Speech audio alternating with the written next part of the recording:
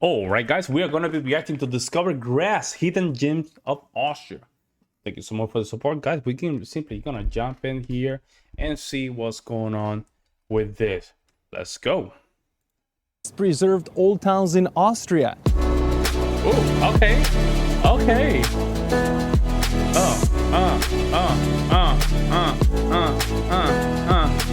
Here they have the most important historical weapon collection in the world. Many amazing palaces, churches, and inspiring modern architecture. And despite all this, you've probably never even heard of this place. This is Graz, capital city of Austrian region of Styria and second largest city in Austria. Hi guys, my name is Rock and I spent last 9 years traveling around Europe as a tour guide, and I can't wait to show you things to do in Graz, Austria.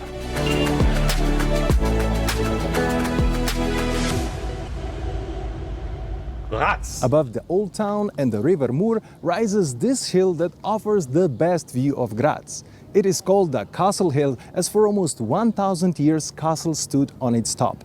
They were invincible, as no foreign army ever conquered this hill. Even the name of the city, Graz, originates from Slavic word for a small castle. But in the mid-16th century, a new mighty fortress was constructed.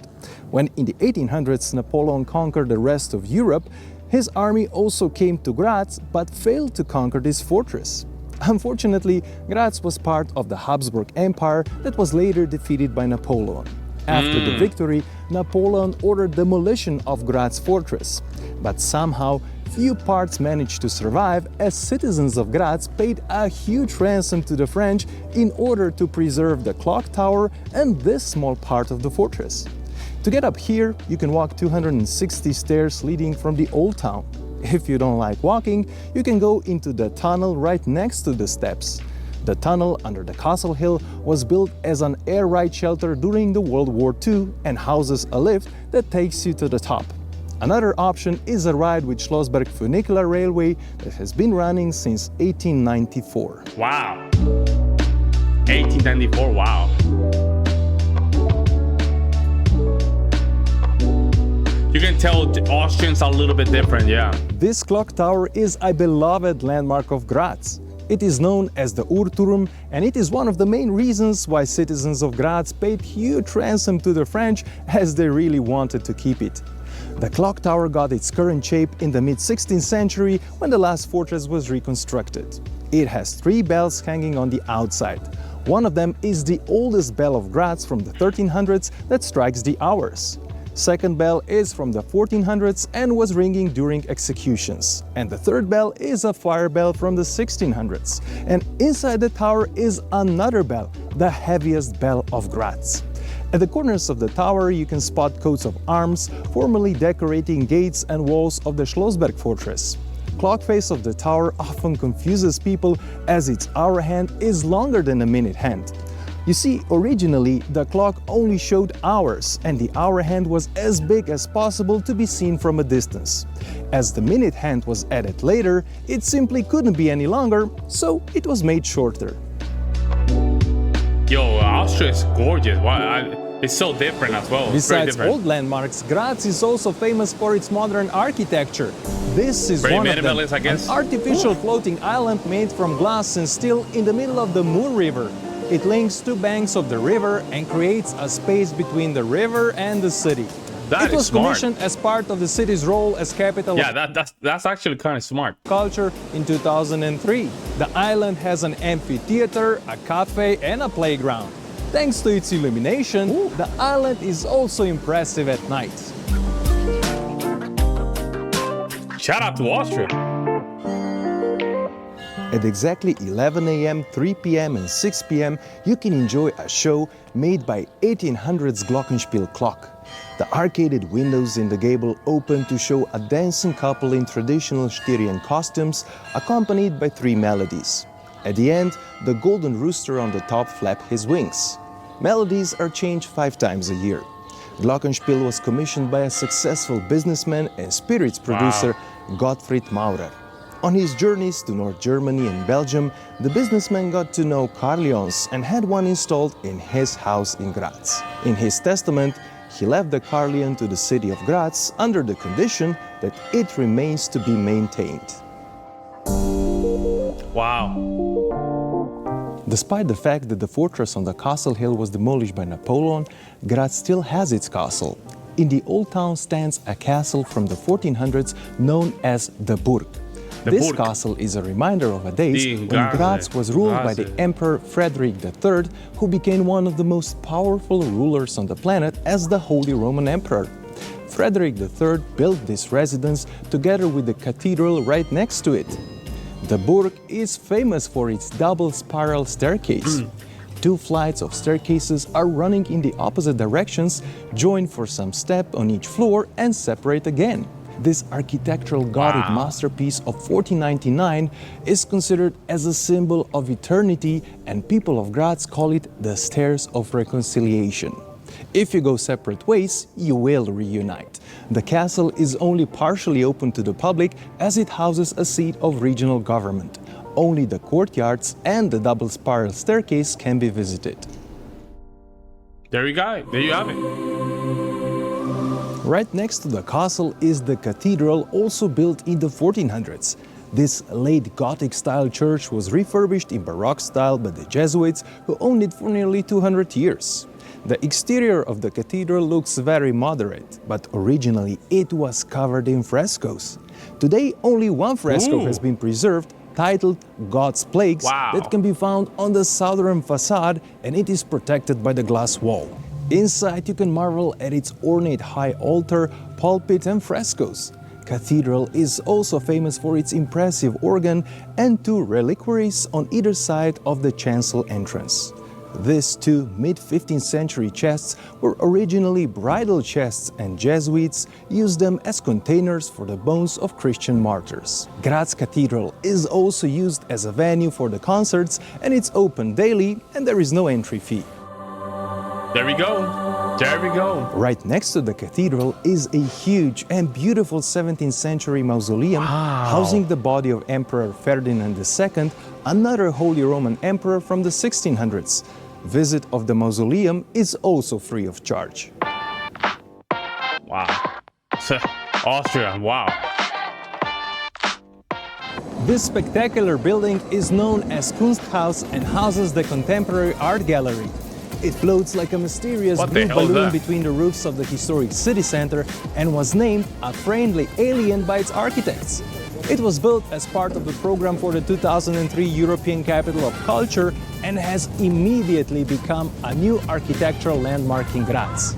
It has a unique shape and striking color. I don't know about that. I don't even know what's going on here. I don't know what's the purpose of this kind of shape. Communicates with its urban surroundings through its media facade. Daylight enters the gallery through its nozzles on the top.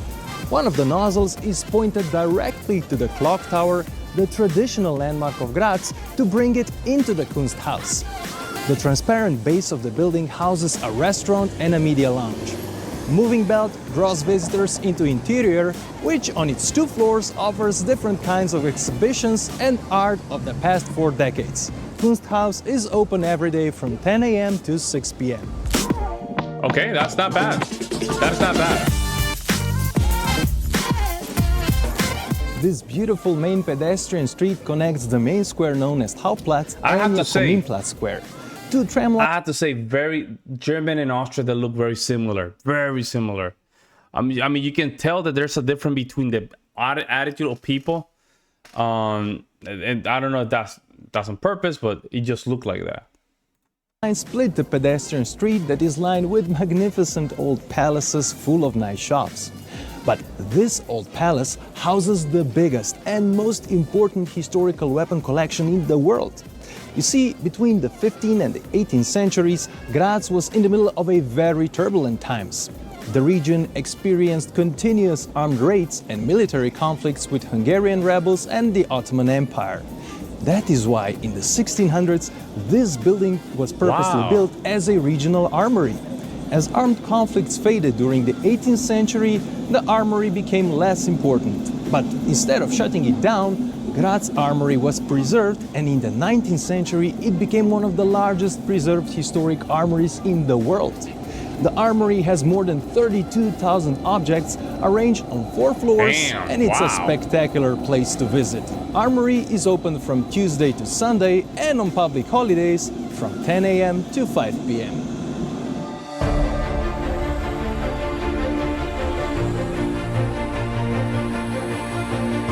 This is one of the most impressive palaces in Austria and is part of UNESCO World Heritage Sites.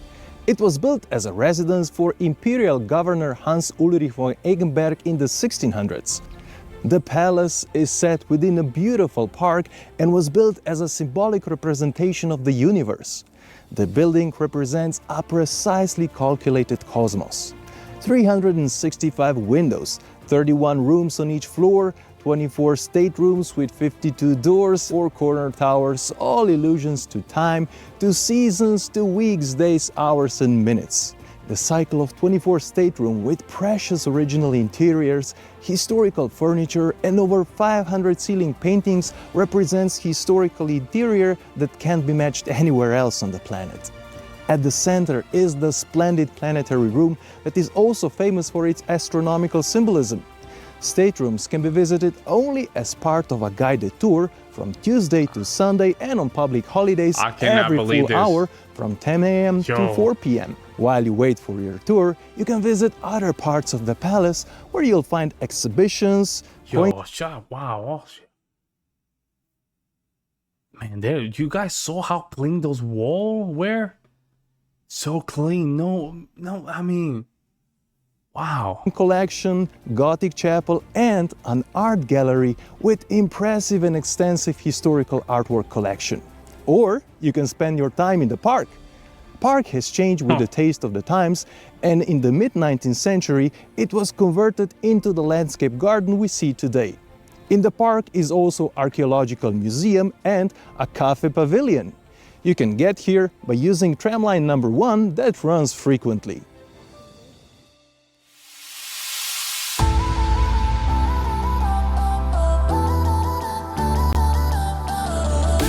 No wonder that historic center of Graz is part of UNESCO World Heritage, as it has amazing, charming streets and squares surrounded by beautiful historical buildings.